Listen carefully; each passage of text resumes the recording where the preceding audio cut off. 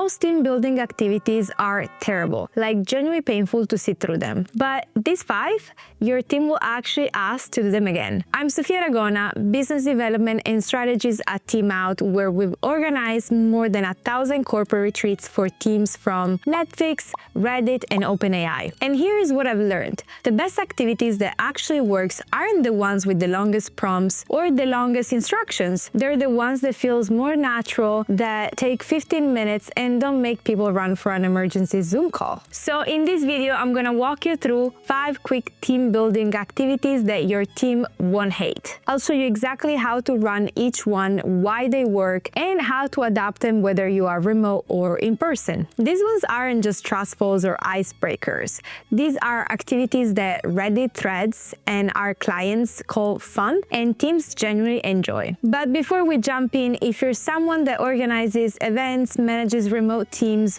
or just wants to make your workplace less awkward, hit that subscribe button. I share strategies every week on how to build better teams without the cringe. All right, let's get into it. Activity number 1 is deceptively simple, but gets constantly more laughs than any other activity since it's very fast to set up, and the best part, it requires 0 props, 0 prep, and 0 awkwardness. So it is called Truth, Truth, and a Lie, where every person has to share truth, and a lie about themselves, and the group has to guess. Here is why this isn't cringe, because it is slightly personal but not too invasive. It gets laughed because people always throw in something fun that turns out to be true. So how to run it? Give people 30 seconds to think about their statements. Then go around the room and people will start sharing their statement and guess and vote about their lies. That's it. Very simple. Pro tip, tell people to make their truth interesting and their lie believable. The magic happens when someone says, I've been skydiving in Dubai, and everybody thinks that's a lie, but that actually happened. It works perfectly remote, in person. For a team of 10 or 7 people, usually you're done in about 5 to 7 minutes. Awesome. Let's move on to activity number 2. Activity number 2 is something that managers and leadership teams swear by. And here is why it works. It works because it doesn't feel like forced fun. It feels like actual conversations. It's called speed networking or rotating one-on-ones. You pair people up to 2-3 minutes and you give them a simple prompt. And then after that, you rotate to a new partner. Why does it work? It works because it reduces awkwardness as you're talking to just one person rather than in front of a big group. And it helps people to connect beyond their usual circle, especially powerful for remote teams who only talk to the same 5-4 people every day. How to run it?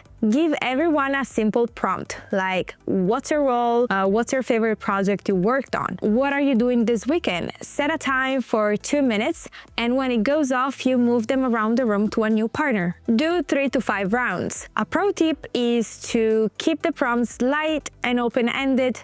Avoid anything that is personal or work-heavy. Think about what's the most famous person you ever met, or what's the best vacation you ever went to. Remote teams can use breakout rooms, while in-person teams can just move around the rooms. For a team of 12, 3 rounds will take about 10 minutes total. Perfect, let's move to activity number 3. Activity number 3 is especially powerful for remote teams, but here is what's interesting. It always leads to the most side conversations and follow-up chats after the activity ends. That's when you know it's working. It's called show and tell from your desk, where each person grabs something fun from their desk or their bag and has to share 20 to 30 second story about it. Why it works? It feels natural, it's not corporate. People always share interesting things like a weird mug, a photo, their pet who just walked by, and all of a sudden you're learning about their hobbies, their families, their travel, and their stuff that actually build connection. How to run it?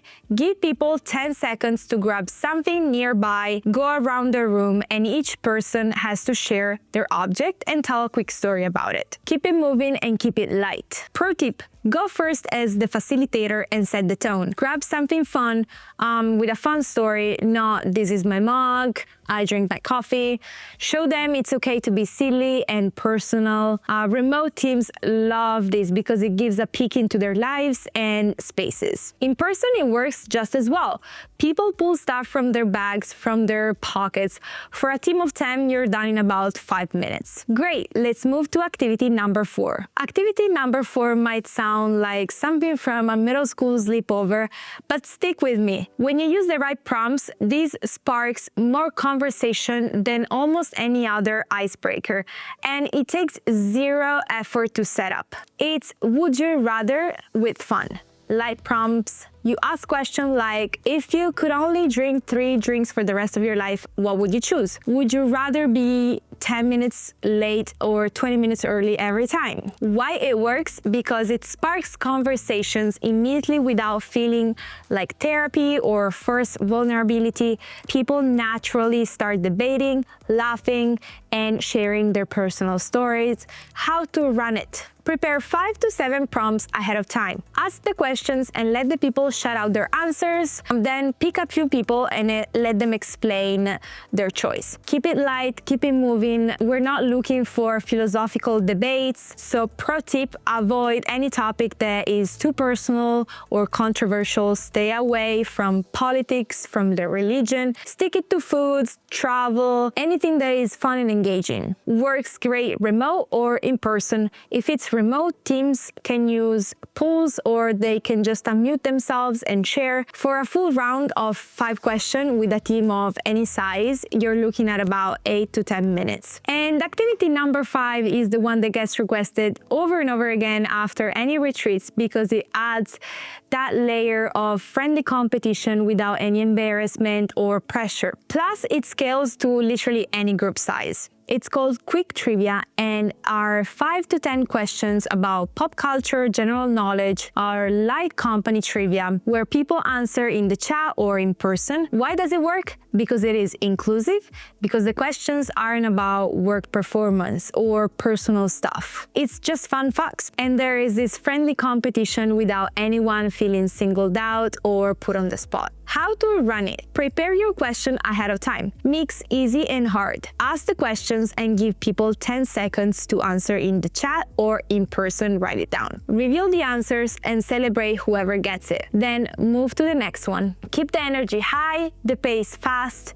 And a pro tip is to mix 1 or 2 questions about your company, but keep them light. Like what year was built the company or how many offices do we have? Not who hit their Q3 targets. So let's make it fun and not stressful. Remote teams can use the chat or polling features. In-person people can just shout their answers or write them down. 10 questions will take about 5 to 7 minutes total, and people always ask for more. All right, so there you have it. 5 quick team building activities that your team won't hate. The thing is, the best team building doesn't feel like a team building. It feels like hanging out with your friends, having fun, and getting to know the people you work with. And when you can do that in under 15 minutes, that's when the magic happens. Now, if you want to organize your next team building event or corporate retreat without the hassle, book a call with our team of experts, event planners.